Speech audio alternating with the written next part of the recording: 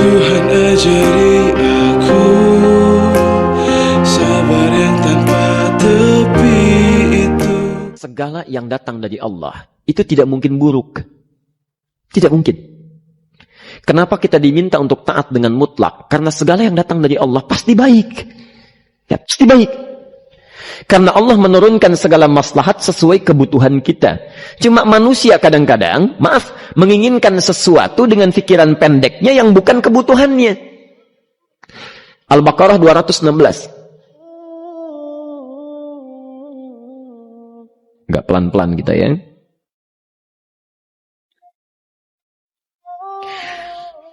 Bapak Ibu kalau diminta milih motor, pilih mobil.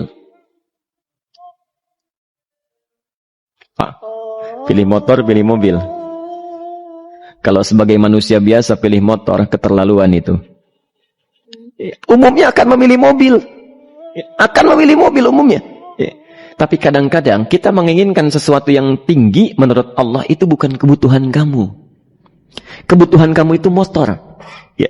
Keperluan kamu motor. Kalau kamu punya mobil, sulit nantinya. Gangnya sempit, mesti bikin garasi, anggaran bertambah, dipikirin juga. Capek. Sudah, motor saja, terbebas dari banyak kemacetan. Mampu diurai, tidak banyak difikirkan. Pelan-pelan. Turun ayat, kutiba alaikumul qitalu wa huwa kurhul lakum. Ya. Diwajibkan atas kalian berperang. Dulu orang diminta jihad gelisah. Ya. Gelisah. Nah, kalau ada perintah Allah yang melahirkan kegelisahan, ini maknanya. Ya, tidak harus dalam konteks jihad yang fisik. Ya. Jihad, melawan hawa nafsu kita. Jihad melawan pikiran kita. Jihad melawan prasangka buruk kita. Kadang-kadang ada keinginan kita yang kita inginkan menurut Allah itu belum baik untuk kita. Nah, sifat manusia ketika diberikan oleh Allah keputusan yang terbaik, kadang-kadang ada sifat dalam hatinya gejolak, belum bisa menerima. Ya. Ada gejolak di hatinya. Dalam keadaan demikian kata Quran, kutiba alaikumul qital. Kalau Anda merasakan sesuatu sedang ada gejolak di jiwa, sulit menerima ketetapan Allah, maka perangi perasaan-perasaan buruk itu. Wa huwa kurhul lakum, walaupun itu sulit. Walaupun itu sulit. Jangan berprasangka buruk dulu pada Allah. Ayat yang indahnya, perhatikan kalimatnya. Asa an takrahu syai'an fahuwa khairul lakum. Boleh jadi Anda tidak menyukai sesuatu, di balik itu ada kebaikan-kebaikan besar yang Allah sedang rencanakan.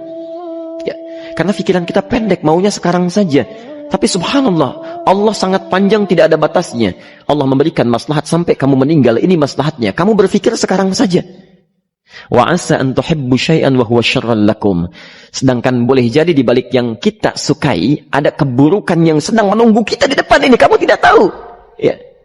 Apa logikanya? Wallahu ya'lamu. Allah tahu masa depan yang akan terjadi menimpa kita. Wa antum la ta'lamun. Sedangkan kalian tidak bisa membaca masa depan.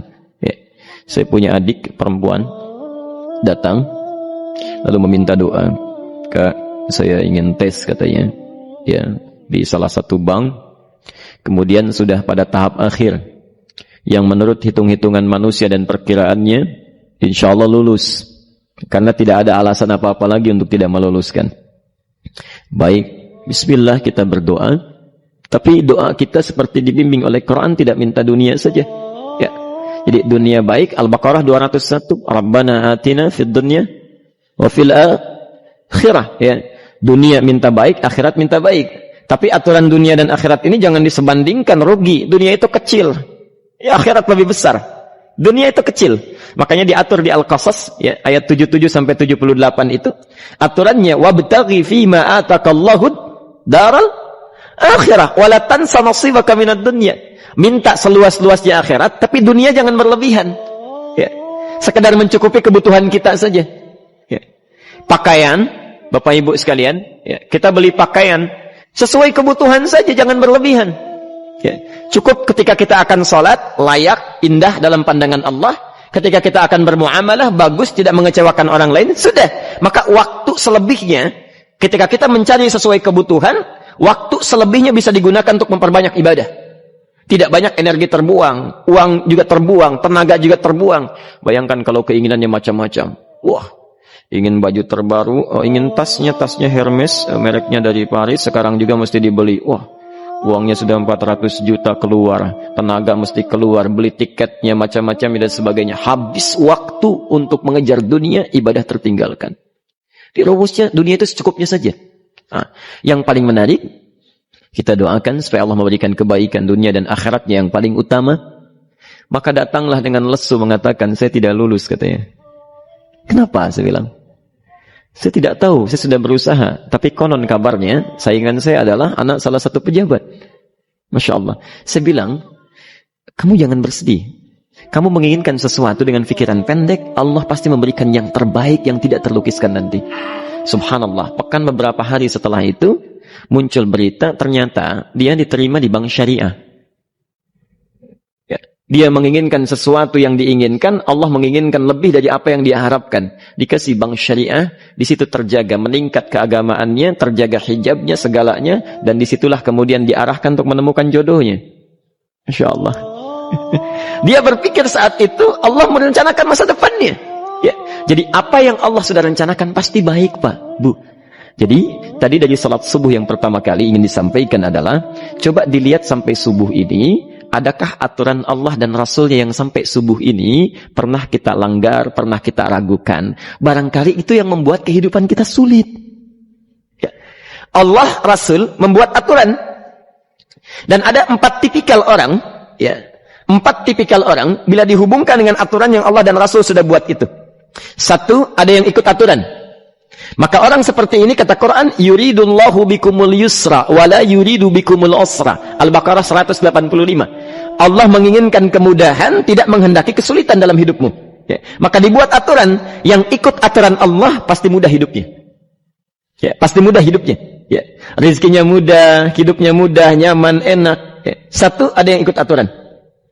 Yang kedua, ada yang keluar aturan. Ya. Ini pasti repot. Pasti repot. Di awal-awal seperti menyenangkan, ujung-ujungnya repot. Allah bilang, jujur, jangan berdusta. Kalau dusta celaka. Wailul lil mukadzibin. Celaka bagi para pendusta. Dia keluar aturan, dia berdusta. Awal-awal memang nikmat. Besok. Ya. Pak, ini amplop siapa ya? Ya. Maaf Pak, ini amplop memang ini khusus Pak, anggaran tertentu tidak ada kaitan dengan proyek ini. Padahal ada kaitan dengan proyek, dia sisihkan untuk kepentingan pribadinya. Bohong. Saat itu merasakan enak dapat tambahan, besok-besok dikejar-kejar sama aparat kepolisian. Ya. Celaka. Wail, itu sudah keluar aturan pasti celaka. Ya. Subhanallah. Jadi ada orang kedua keluar aturan. Yang ketiga bikin aturan sendiri. Dikasih aturan, dia bikin aturan sendiri. Subhanallah.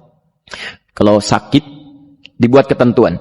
Sakit pertama, kalau biasa-biasa saja, ya, subhanallah, ikhtiarnya pergi ke dokter. Seorang sahabat datang kepada Rasulullah, ya Rasulullah, saya sakit, tolong doakan saya. Kata Nabi, idhab ila tabib, pergi ke dokter. Ini orang pintar sekali. Kata orang ini, ya Rasulullah, Anda kan Nabi Rasul, angkat tangan Anda, Allah kan maha menyembuhkan, nanti Allah sembuhkan saya. Cerdas ya? Tapi subhanallah, Nabi harus lebih cerdas, dapat bimbingan dari wahyu. Pergilah ke dokter karena kesembuhan yang telah Allah tetapkan dititipkan di tangan para dokter. Masya Allah. Pergi ke dokter. Ya. Itu rumus pertama. Nanti kalau dokter sudah pada hand up, ya, angkat tangan tidak mampu menyembuhkan, itu tandanya Allah ingin langsung menyembuhkan tanpa turut campur makhluk yang ada. Maka kaidahnya akan berubah nanti, ya, dari kaidah biasa kepada kaidah Al-Anbiya ayat 83 sampai 84. Itu aturan yang menyembuhkan langsung dari Allah Subhanahu wa taala. Tapi kalau Anda sakit, perginya ke dokter, ya. Cuma ada manusia bikin aturan sendiri. Sakit, pergi ke dukun. Ya.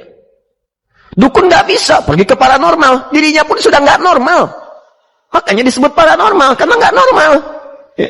Tapi didatangi juga gitu, bikin aturan sendiri. Karena itu jadi lebih sulit hidupnya. Ya. Doa, minta pada Allah, kan sederhana. Ya. Doa, nggak bayar, nggak ada macam-macam, Masya Allah, gampang sebetulnya. Ada kekeringan, sekarang kan banyak kekeringan ya. Banyak kekeringan. Dikasih rumus, subhanallah, dikasih rumus yang tidak perlu pakai biaya. Meluangkan waktu, itu pun berpahala juga. Dunianya dapat, akhiratnya melimpah. Ya. Dikasihlah salat istisqa. Masya Allah, tinggal minta, memohon kepada Allah. Salat, mengangkat tangan, mohon pada Allah. Subhanallah.